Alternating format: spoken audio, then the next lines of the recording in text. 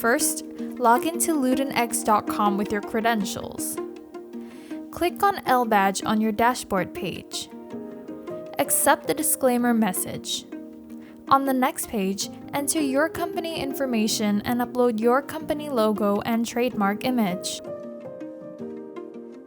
On the next page, you can add sub-brand information if it exists for your organization.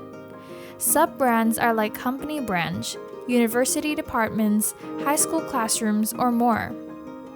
The next page lets you customize your messages for your employees, such as the invitation email, a welcome email, and a message when your employee leaves your organization. Or you can access sample text too. Click Next once done. The next page asks you to upload your brand's background image for a better customization process. Step 6 is optional, and you can choose an additional add-on for your organization. Step 7. Invite your first employee or teammate. Click Submit once you have added the user. Congratulations!